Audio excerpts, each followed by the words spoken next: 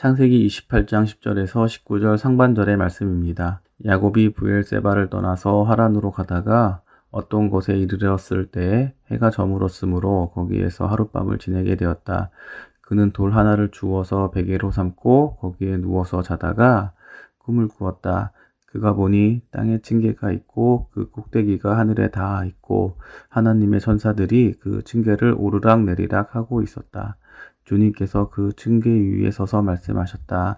나는 주 너의 할아버지 아브라함을 보살펴준 하나님이요 너의 아버지 이삭을 보살펴준 하나님이다.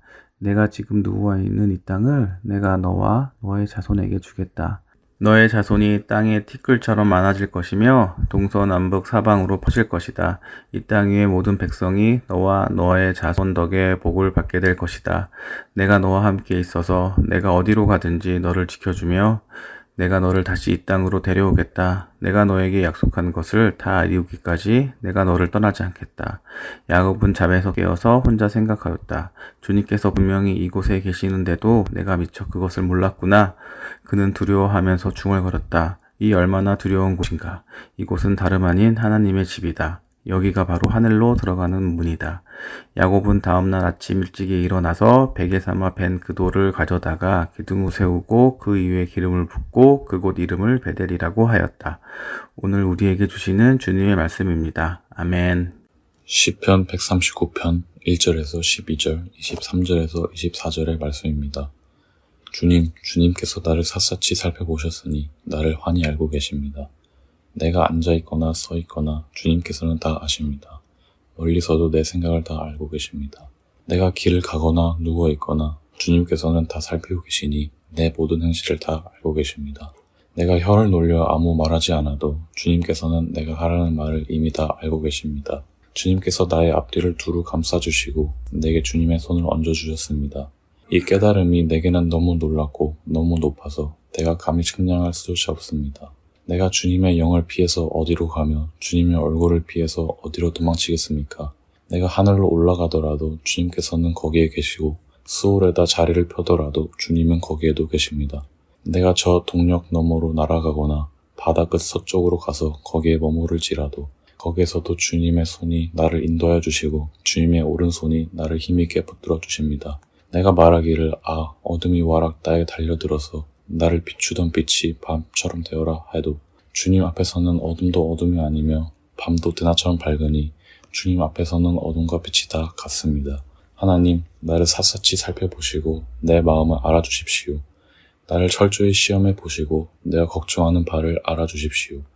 내가 나쁜 길을 가지나 않는지 나를 살펴보시고 영원한 길로 나를 인도해 주십시오.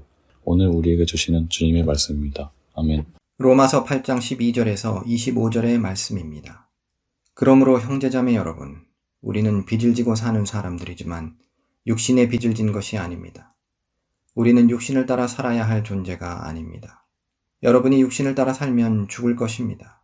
그러나 여러분이 성령으로 몸의 행실을 죽이면 살 것입니다. 하나님의 영으로 인도함을 받는 사람은 누구나 다 하나님의 자녀입니다. 여러분은 또다시 두려움에 빠뜨리는 종살이의 영을 받은 것이 아니라 자녀로 삼으시는 영을 받았습니다. 그래서 우리는 그 영으로 하나님을 아빠, 아버지라고 부릅니다. 바로 그때에 그 성령이 우리의 영과 함께 우리가 하나님의 자녀임을 증언하십니다. 자녀이면 상속자이기도 합니다. 우리가 그리스도와 함께 영광을 받으려고 그와 함께 고난을 받으면 우리는 하나님이 정하신 상속자요 그리스도와 더불어 공동 상속자입니다. 현재 우리가 겪는 고난은 장차 우리에게 나타날 영광에 견주면 아무것도 아니라고 나는 생각합니다. 피조물은 하나님의 자녀들이 나타나기를 간절히 기다리고 있습니다. 피조물이 허무에 굴복했지만 그것은 자의로 그렇게 한 것이 아니라 굴복하게 하신 그분이 그렇게 하신 것입니다. 그러나 소망은 남아 있습니다. 그것은 곧 피조물도 썩어짐의 종살이에서 해방되어서 하나님의 자녀가 누릴 영광된 자유를 얻으리라는 것입니다. 모든 피조물이 이제까지 함께 신음하며 함께 해산의 고통을 겪고 있다는 것을 우리는 압니다. 그뿐만 아니라 첫 열매로서 성령을 받은 우리도 자녀로 삼아주실 것을, 곧 우리 몸을 속량하여 주실 것을 고대하면서 속으로 신음하고 있습니다. 우리는 이 소망으로 구원을 얻었습니다. 눈에 보이는 소망은 소망이 아닙니다. 보이는 것을 누가 바라겠습니까? 그러나 우리가 보이지 않는 것을 바라면 참으면서 기다려야 합니다. 오늘 우리에게 주시는 주님의 말씀입니다. 아멘. 마태복음 13장 24절에서 30절, 36절에서 43절의 말씀입니다. 예수께서 또 다른 비유를 들어서 그들에게 말씀하셨다. 하늘나라는 자기 밭에다가 좋은 씨를 뿌리는 사람과 같다. 사람들이 잠자는 동안에 원수가 와서 밀 가운데에 가라지를 뿌리고 갔다. 밀이 줄기가 나서 열매를 맺을 때에 가라지도 보였다. 그래서 주인의 종들이 와서 그에게 말하였다. 주인 어른께서 밭에 좋은 씨를 뿌리지 않으셨습니까? 그런데 가라지가 어디에서 생겼습니까? 주인이 종들에게 말하기를 원수가 그렇게 하였구나 하였다. 종들이 주인에게 말하기를 그러면 우리가 가서 그것들을 뽑아버릴까요? 하였다. 그러나 주인은 이렇게 대답하였다. 아니다. 가라지를 뽑다가 가라지와 함께 밀까지 뽑으면 어떻게 하겠느냐? 추수 때까지 둘 다 함께 자라도록 내버려 두어라. 추수할 때에 내가 추수꾼에게 먼저 가라지를 뽑아 단으로 묶어서 불태워버리고 밀은 내 곳간에 거두어 드리라고 하겠다. 그 뒤에 예수께서 무리를 떠나서 집으로 들어가셨다. 제자들이 그에게 다가와서 말하였다. 밭의 가라지 비유를 우리에게 설명하여 주십시오. 예수께서 말씀하셨다. 좋은 씨를 뿌리는 이는 인자요, 밭은 세상이다. 좋은 씨는 그 나라의 자녀들이요, 가라지는 악한 자의 자녀들이다. 가라지를 뿌린 원수는 악마요, 추수 때는 세상 끝날이요, 추수꾼은 천사들이다. 가라지를 모아다가 불에 태워버리는 것과 같이 세상 끝날에도 그렇게 할 것이다. 오늘 우리에게 주시는 주님의 말씀입니다. 아멘. 잠시 기도하고 말씀 나누겠습니다. 참 좋으신 하나님 감사합니다. 오늘 우리에게 새날을 허락하셔서 주님 앞에 예배 드릴 수 있는 그런 기회를 주심에 감사합니다. 모든 것이 주님의 은총입니다. 그 은총을 잊지 않고 기억하는 삶 살게 하여 주옵소서. 수해로 인해 고통받고 있는 이웃들이 있습니다. 주님, 그 고통 가운데 함께 하시는 주님이신 줄로 믿습니다. 돕는 손길들이 있게 하여 주옵시고 빠르게 그 수해들이 복구되어서 삶의 터전을 잃은 이들이 다시금 소망을 가지고 새 힘을 얻을 수 있도록 주님 함께하여 주옵소서. 말씀을 함께 나눕니다. 전하는 자나 듣는 자나 동일한 은총 그리고 깨달음 누리는 복된 시간 되게 하여 주옵소서. 감사드리며 모든 말씀 우리 주 예수 그리스도의 이름으로 간절히 축복하며 기도하옵나이다. 아멘. 먼저 오늘 교회력에 따른 성서일과 본문 중에 창세기 본문을 보겠습니다. 오늘 잘 알고 계시는 것처럼 이삭의 허락과 축복을 받은 야곱은 자신의 집 브엘세바를 떠나 외삼촌 라반이 살고 있는 그 하란 땅으로 가고 있습니다. 아마도 이삭은 자기 형 에서에게는 자기가 하란으로 떠날 거다라는 사실을 알리지 않고 도망치듯이 하란으로 떠났을 거예요. 왜 그랬을까요? 우리 알고 계신 것처럼 감히 형인 자신을 두 번이나 속인 것이 분했던 에서는 아버지가 돌아가시기만 하면 내가 반드시 이 동생 야곱을 죽여버리겠다 이렇게 생각하고 있었기 때문이에요. 나를 죽이려고 하는 사람이 서슬퍼런 눈으로 보고 있는데 야곱이 이걸 모를 리가 없잖아요. 그러니까 사실 엄밀히 말하면 지금 야곱은 죽음의 두려움에서 벗어나기 위해 형 에서의 눈을 피해서 하란으로 도망치고 있는 겁니다. 그럼 브엘세바에서 하란까지는 약 1000km 정도가 되는 거리입니다. 멀어요. 우리 친구들 멀어요. 걸어서는 한 달이나 좋게 걸릴 거리입니다. 그러니까 아주 멀리 도망가되 나를 지킬 수 있는 방패막인 외삼촌 라반이 있는 집으로 지금 이 야곱이 도망치고 있는 겁니다. 이 긴 여정 중에 11절에 야곱이 어떤 곳에 이르렀다 성경은 그렇게 말씀합니다. 그리고 해가 저물어서 그 길바닥에서 하룻밤을 지내게 됩니다. 성경에는 어떤 곳에 이르기까지 얼마나 걸렸는지 정확하게 나와 있지는 않습니다. 그런데 지금 이 야곱이 누워있는 땅이 루스 땅, 오늘날로 베델이라고 부르는 땅이라고 한다면 브엘세바에서 베델까지는 약 100km 정도가 돼요. 그러니까 꽤 먼 거리를 왔죠. 사실 걸어가면 한 2, 3일 걸리는 거리라고 합니다. 그런데 아마도 야곱은 형 에서가 쫓아올지도 모르니까 해가 질 때까지 쉬지도 못하고 헐레벌떡 그 길을 뛰어가지 않았을까라고 예상할 수 있습니다. 성경에 꼭 그렇게 기록되어 있지는 않지만 말이죠. 그러지 않았겠어요? 아버지와 멀어지면 에서에게는 야곱을 죽일 수 있는 절호의 찬스가 되잖아요. 방패방기가 없으니까. 그러니 자신이 잘 보이지 않는 그 해가 지는 시간까지 아마 막 뛰어서 헐레벌떡 도망갔을 겁니다. 그 도망가던 끝에 해가 졌고 피곤해서 천근만근한 몸을 길바닥에 누이고 이 야곱은 주변에 보이는 평평한 돌 하나를 주워서 베개 삼아서 누워 있는 거예요. 이제 잠을 청하고. 여러분 그 돌 베고 누워 있는 야곱 어떤 마음이었을까요? 경치 좋다 이랬을까요? 제가 야곱이 아니어서 정확하게는 잘 모르겠지만 이런 마음 아니었을까요? 내가 형 에서한테 붉은 죽 한 그릇에 맏아들의 권리도 빼앗았고 어머니의 도움을 받아서 아버지 이삭을 속여서 그 장자의 축복 기도도 받았는데 왜 나는 지금 이렇게 도망자의 신세가 됐을까? 길에서 돌이나 베고 자려고 내가 그렇게 형 속이고 아버지 속이고 그랬을까? 지금 야곱은 자신의 성공을 위해 노력한 모든 일이 완전 수포로 들어간 거예요. 자신의 꾀를 이용해서 어떻게 하면 성공할까 막 이렇게 꾸몄던 그 모든 일들이 수포로 돌아갔어요. 그리고 낙담과 절망의 길 한가운데에서 돌베고 잠자고 있는 처지가 된 것입니다. 그런데 여러분 잘 알고 계시는 것처럼 이게 야곱의 삶의 밑바닥도 아니에요. 그도 그럴 것이 그가 떠나온 브엘세바에는 여전히 야곱을 죽이려는 형 에서가 있고 그가 가고 있는 하란에는 자기를 지켜줄 외삼촌 라반이 아니라 야곱을 속이고 야곱을 착취할 외삼촌 라반이 기다리고 있는 거예요. 참 기구하죠. 이처럼 우리 눈에 보이는 삶에는 아무 소망도 없는 것처럼 보입니다. 야곱의 삶처럼 녹록치가 않아요. 쉽지 않습니다. 나름대로 방법을 찾았다고 생각했고 최선을 다해 노력한 것 같은데 오히려 상황이 더 나빠진 거예요. 여러분 이런 경험 누구에게나 있지 않습니까?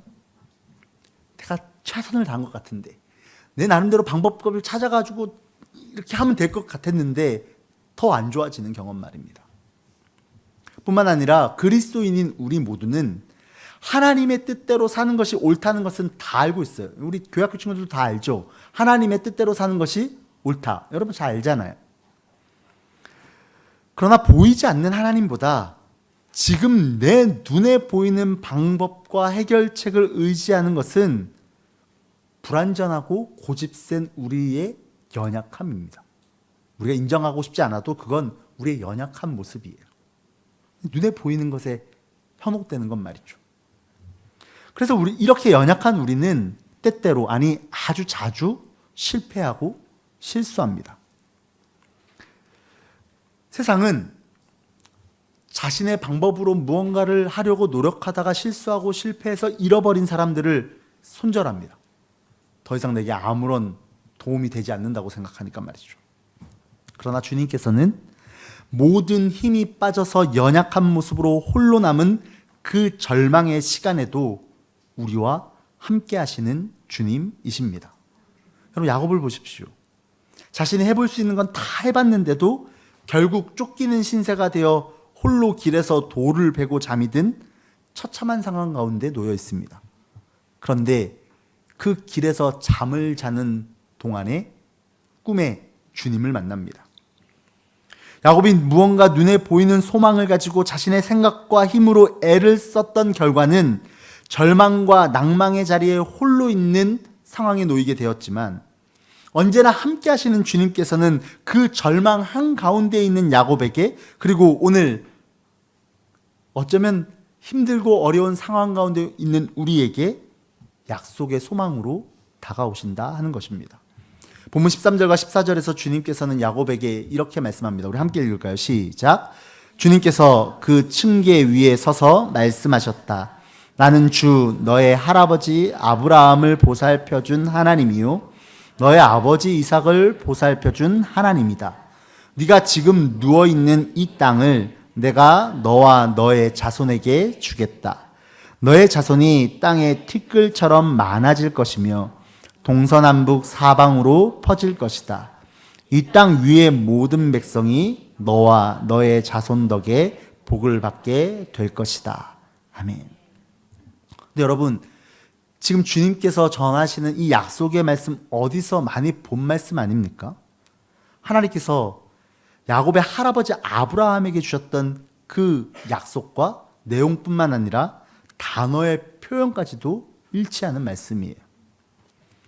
성경은 야곱을 아브라함과 깊이 연관시켜서 우리에게 말씀을 전하고 있습니다. 그 이유가 무엇이냐면 아버지 이삭에 이어 야곱이 아브라함 언약의 상속자임을 강조하기 위해서입니다. 알고 계신 것처럼 야곱은 자신의 노력으로, 자신의 꾀로 상속자가 되고 싶었습니다.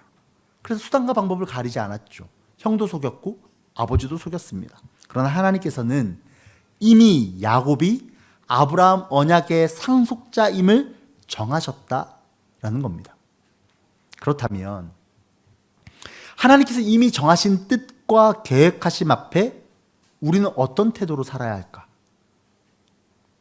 그 뜻과 계획하심에 맞는 삶을 살아야 하는 것은 분명하겠죠. 그러나 야곱처럼 욕심 많은 우리는 그저 내 뜻이 하나님의 뜻이었으면 좋겠습니다. 내 뜻이 하나님의 뜻이었으면 좋겠어요.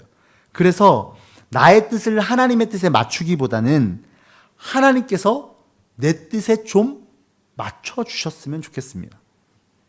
그래서인지 눈에 보이지 않는 하나님의 뜻과 하나님의 계획하심은 별로 궁금하지 않습니다. 애들 말로 앙궁이에요. 안물안궁. 그래서 물어보지도 않고 궁금하지도 않아요. 그저 내 계획, 내 뜻, 내 소망을 하나님 그분이 아셨으면 좋겠는 거예요. 그래서 크게 못 들으실까 봐 크게 내 뜻 하나님 앞에 구하고 자주 내 뜻 하나님 앞에 내어놓고 하는 거죠. 하나님 아셨죠? 그러니까 도와주세요. 그러나 내 뜻과 내 방법보다 나를 향하신 주님의 뜻과 주님의 방법이 완전하기에 때때로 주님께서는 우리의 뜻과 우리의 방법과 우리의 소망을 꺾으십니다. 내 뜻과 내 계획이 꺾이는 일은 아프고 고통스럽고 절망스러운 일입니다. 그러나 내 뜻대로 사는 삶의 그 고집이 꺾인 그 자리에서 우리는 오늘 야곱에게 말씀하셨던 주님의 음성을 들을 수 있어야 합니다. 15절 말씀, 주님의 말씀입니다. 함께 읽습니다. 시작. 내가 너와 함께 있어서 네가 어디로 가든지 너를 지켜주며 내가 너를 다시 이 땅으로 데려오겠다. 내가 너에게 약속한 것을 다 이루기까지 내가 너를 떠나지 않겠다. 아멘. 내가 너를 떠나지 않겠다. 우리는 우리의 계획과 뜻이 꺾였을 때 마치 아무도 없는 그곳에 혼자 남겨진 것 같은 절망감에 휩싸입니다. 분명 주변에 사람이 있는데도 내 소망이 꺾이고 내 뜻이 꺾이고 내 계획이 꺾이면 혼자인가? 다 주변에 아무도 없는 건가? 하는 두려움에 휩싸이죠. 그러나 우리는 그 절망의 자리에서 우리에게 말씀하시는 주님의 음성을 듣고 야곱처럼 깨달을 수 있어야 해요. 16절 하반절에 이렇게 말씀하죠. 야곱의 이야기예요. 주님께서 분명히 이 곳에 계시는데도 내가 미처 그것을 몰랐구나. 사랑하는 성도 여러분, 주님께서 분명히 이곳에 계십니다. 우리가 미처 그것을 모르는 것뿐이에요. 때문에 우리는 내 힘으로 사는 것이 아니라 이곳에 언제나 분명하게 계시는 그 주님의 인도하심을 따르는 삶을 살아야 할 줄로 믿습니다. 주님께서는 주님의 자녀들이 주님의 인도하심을 따르는 삶을 살아가기를 원하세요. 그래서 바울은 로마서 본문 14절에 이렇게 말씀합니다. 하나님의 영으로 인도함을 받는 사람은 누구나 다 하나님의 자녀입니다. 누구나 다 하나님의 인도함을 받는 사람은 하나님의 자녀다. 여러분, 여기에 다른 조건이 없습니다. 야곱이 그토록 가지고 싶었던 맏아들의 권리보다, 그토록 받고 싶었던 아버지 이삭의 축복 기도보다 하나님의 인도하심을 받을 때 하나님의 자녀가 되는 거예요. 여러분, 이 하나님의 자녀됨은 17절 상반절에 야곱이 그렇게나 되고 싶었던 상속자가 되는 자녀다, 이렇게 바울이 말씀하고 있어요.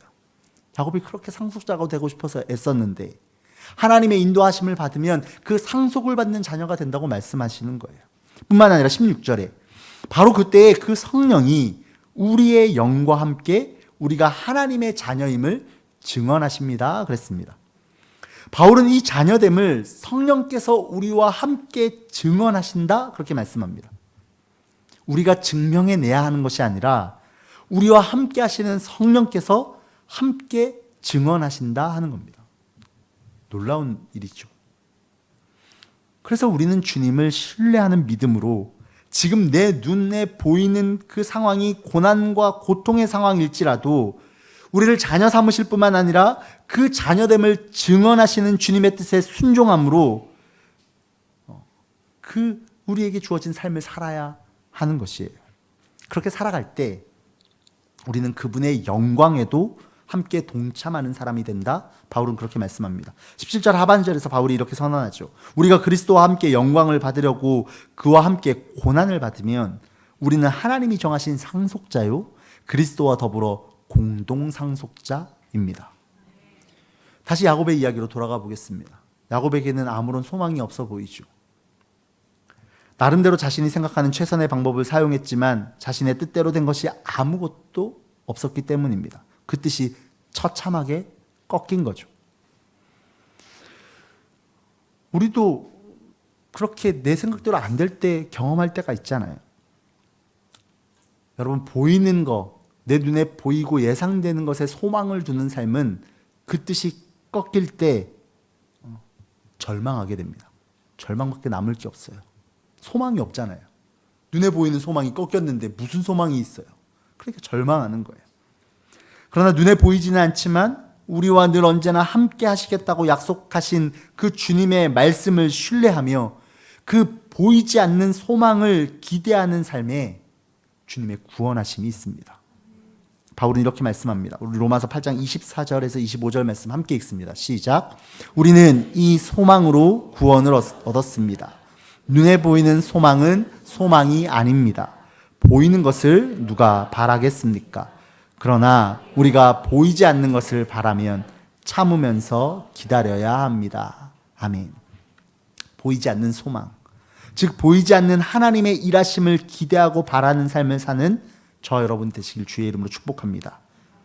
여러분, 그렇다면 보이지 않는 소망을 기대하는 삶은 어떻게 사는 삶일까요?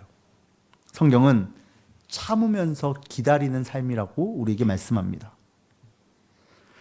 눈에 보이는 상황을 두려워하여 내 힘으로 무언가를 해보려는 그 조급함과 분주함을 내려놓고 지금 당장은 좀 답답해 보이고 지금 당장은 뭐 하나 제대로 되는 게 없어 보여도 나를 믿는 것이 아니라 지금 내 눈에 보이지는 않지만 지금도 우리의 삶 속에 함께 하시는 주님을 신뢰하며 주님의 뜻대로 살면서 참고 기다리는 삶, 그 삶이 보이지 않는 소망을 기대하는 삶이라고 말씀하는 거예요. 오늘 복음서의 말씀으로 말씀드린다면 자기 밭에다가 좋은 씨를 뿌리는 주인, 즉 하나님을 신뢰하며 기다리는 삶일 것입니다. 오늘 복음서 본문에서 주님께서는 비유를 들어서 제자들에게 이렇게 말씀하시죠. 하늘나라는 자기 밭에다가 좋은 씨를 뿌리는 사람과 같다. 여러분, 하나님 나라는 좋은 밀, 가라지 하나도 없는 좋은 밀만 가득 있는 나라다 이렇게 비유해서 말씀하시지 않았죠.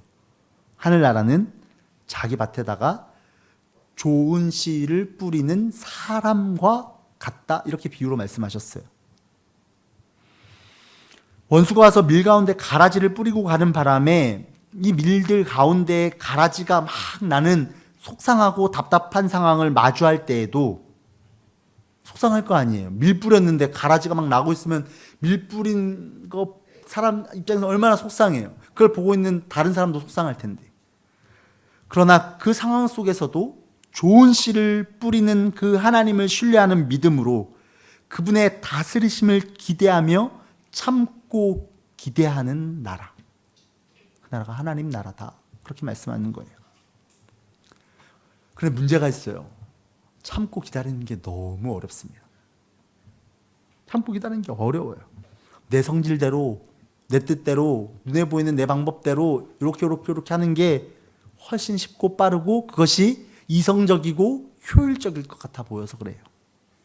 그래서 28절에 보면 종들도 주인에게 이렇게 이야기해요. 우리가 가서 그것을 뽑아버릴까요? 굉장히 성실하죠. 와, 굉장히 진취적이고 열정적이고 그래요. 우리도 그렇잖아요. 살다 보면 확 뽑아버리면 속 시원할 것 같은 일이 한두 가지인가요?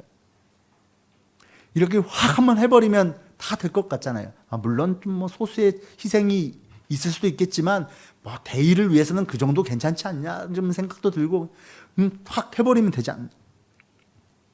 내가 생각하는 그 소망을 이룰 수만 있다면, 내가 눈에 보이는 내가 생각하는 그 정의와 공의가 이루어질 수만 있다면 그렇게 해버리고 싶은 마음이 왜 없겠습니까? 그러나 하나님의 마음은 우리의 생각과는 너무나도 다릅니다. 이것이 좋은 씨를 뿌리는 주인 되신 하나님을 믿는 믿음으로 하나님 나라를 살아가는 우리의 마음이어야 할 줄로 믿습니다. 우리 29절 말씀 함께 읽습니다. 시작. 그러나 주인은 이렇게 대답하였다. 아니다. 가라지를 뽑다가 가라지와 함께 밀까지 뽑으면 어떻게 하겠느냐. 우리는 내 생각대로 이루어지는 모습이 보고 싶어요. 지금 당장 내 눈으로 보고 싶습니다. 내 머릿속에 그려지는 그 소망이 지금 내 눈 앞에서 현실이 되는 것을 보고 싶습니다. 그래서 조급해요. 좀처럼 기다릴 수가 없습니다. 그러나 어떤 가라지에도 영향을 받지 않는 그 좋은 씨를 뿌린 하나님께서는 추수 때까지 둘 다 함께 자라도록 내버려 두세요. 왜 주인이 그 밀과 가라지를 그대로 내버려 두겠어요? 그 좋은 씨는 그 가라지가 옆에 있어도 영향받지 않을 좋은 씨라는 걸 아시기 때문 아니겠습니까? 이것이 우리를 향하신 하나님의 사랑, 우리 눈에 보이지는 않지만 언제나 함께 하시는 주님의 은총입니다. 여러분, 함께 하시는 주님을 신뢰하십니까? 그 주님을 기대하고 소망하시는 저와 여러분 되기를 주의 이름으로 축복합니다. 우리의 눈으로, 우리의 생각으로는 보이지 않는 하나님을, 또 그 하나님의 완전하신 뜻을 소망하는 삶은 우리를 겸손하게 참고 기다리는 자리로 인도하십니다. 그리고 그 주님의 뜻대로 사는 삶이 생명의 길임을 깨달은 자만이 내 짧은 소견으로 사는 삶이 얼마나 어리석은 삶인지 비로소 알게 되는 거예요. 그래서 시편 기자는 이렇게 고백하죠. 이 깨달음이 내게는 너무 놀랍고 너무 높아서 내가 감히 측량할 수조차 없습니다. 우리가 측량할 수조차 없는 크신 하나님, 그분의 일하심을 깨달을 수 있어야 합니다.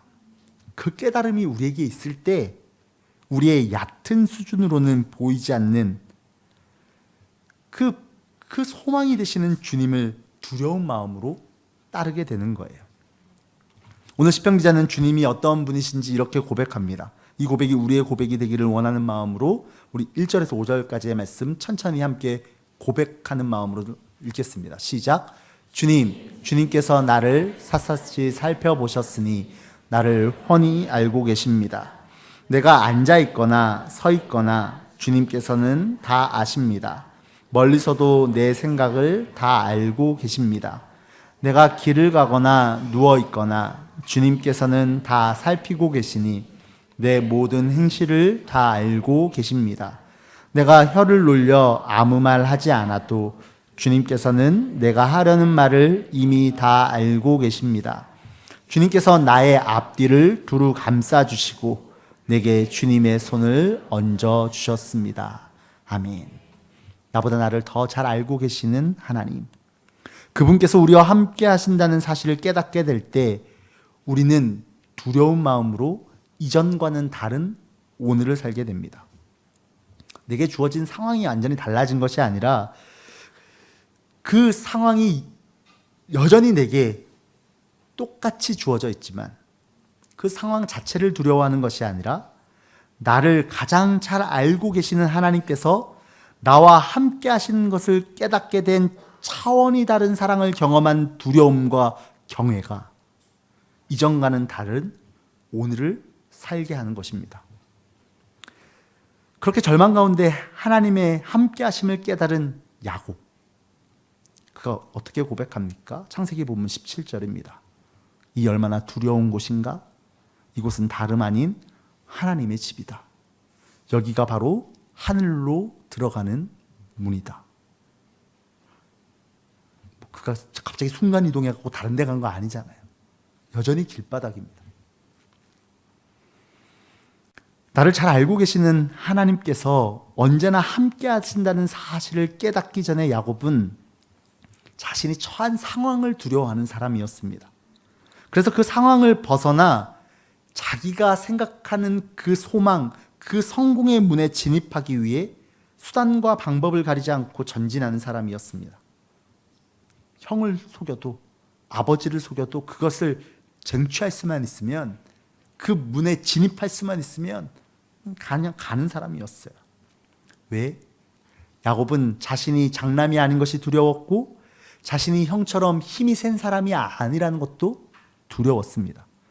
그래서 자기가 가지고 있는 그 잔머리 써서 맏아들의 권리도 빼앗아 보고 아버지를 속여서 축복 기도도 받아봤지만 되는 게 없잖아요. 지금 놓여있는 상황도 야곱에게는 두려운 상황 아니에요. 아무도 없는 자리에 돌베개 베고 누워서 자고 있는 그 사람 말입니다. 그런데 이제 주님이 함께 하심을 깨닫게 되자 그 처절한 상황이, 그 처절한 고난의 자리가 다르게 경험되어지고 있는 거예요. 그래서 야곱은 18절 이하에 이렇게 행동합니다. 야곱은 다음날 아침 일찍 일어나서 베개 삼아 벤 그 돌을 가져다가 기둥으로 세우고 그 위에 기름을 붓고 그곳 이름을 베델이라고 하였다. 다음날 아침에 야곱이 마주한 오늘은 여전히 도망가던 길이고 여전히 돌을 베고 잠을 자고 일어난 그 자리였지만 야곱은 오히려 자신이 베개 삼아 벤 그 돌을 가져다가 기둥을 세우고 그 위에 기름을 붓습니다. 그리고 그 절망과 고난의 자리의 이름을 베델이라고 이름을 붙입니다. 벳엘, 하나님의 집이라는 뜻입니다. 야곱이 하나님을 만나자 고난과 절망의 그 자리가 하나님의 집으로 바뀐 거예요. 이제 더 이상 베델은 고난의 자리가 아니라 하나님을 만난 순간이 되었습니다. 눈에 보이지는 않지만 나와 언제나 영원히 함께 하시는 하나님을 만난 그 영광스러운 순간을 어떻게 우리가 겪고 있는 고난과 비견할 수 있겠습니까? 그래서 바울이 이렇게 고백하죠. 현재 우리가 겪는 고난은 장차 우리에게 나타날 영광에 견주면 아무것도 아니라고 나는 생각합니다. 힘들고 어려운 시간, 그 고난의 시간을 지나고 계신 성도님들이 계십니까? 지금 당장은 고난의 시간을 지나고 있다고 할지라도 우리가 하나님을 신뢰하는 믿음을 가지고 하나님의 일하심을 기대하는 마음으로 참고 기다리면, 그리고 그 고난의 순간을 믿음으로 견디고 살아낸다면 오늘 그 고난의 순간이 우리에게 다르게 경험되지 않겠습니까? 물론 우리도 야곱처럼 또 실수합니다. 이거 이후에 야곱 계속 이상한 거 해요. 하나님의 뜻을 아주 조금 깨달았다고 해서 우리의 인생 전체가 다 바뀌는 게 아니죠. 다시 실수하지 않는 것도 분명 아닙니다. 그러나 우리는 조금 달라진 우리에게 소망을 두며 기대하는 사람들이 아닙니다. 그러니까 내가 조금 달라졌다고 나한테 기대하는 사람들이 그리스도인들이 아니에요. 장차 우리에게 나타날 영광을 기대하는 사람들이 우리들입니다. 여러분, 장차 우리에게 나타날 영광이 뭡니까? 지금은 힘들지만 나중에는 엄청 잘 될 거예요. 난 부자가 될 거예요. 뭐 이런 건가요? 그런 거 아니잖아요. 우리의 눈에 보이지는 않지만 분명한 우리의 소망이 되시는 우리 주 예수 그리스도 그분, 그리고 완전하신 그분의 뜻과 그분의 차별이 없는 은총과 다함이 없는 사랑 아니겠습니까? 사랑하는 성도 여러분, 마치 사막의 신기루처럼 눈에 보이는, 내 눈에 그려지는 소망의 마음을 빼앗겨 하나님께서 우리에게 주신 소중한 삶을 그 신기루에 갈아 넣는 조급하고 분주한 삶을 멈추고, 우리의 눈이 짧아 보이지는 않지만 확실한 소망을 기대하며 주님의 뜻을 따라 참고 기다리며 어제와는 다른 오늘을 살아가는 저와 여러분이 다 되시기를 주님의 이름으로 간절히 축복합니다. 보이지 않는 소망, 그러나 분명하고 확실하게 우리에게 주어진 그 소망이 우리에게 있습니다. 그 소망을 쫓아 살아가는 저와 여러분 다 되시기를 주의 이름으로 축복합니다. 기도하겠습니다. 좋으신 하나님 감사합니다. 변함없이 우리와 함께 하시는 주님이 계시기에 오늘도 주님께로 나아갑니다. 주님, 주님께 소망을 두는 삶 살아가는 우리 모두가 되게 하여 주옵소서. 주님의 함께 하심을 기대하며 기다리며 우리 주 예수 그리스도의 이름으로 간절히 기도하옵나이다. 아멘.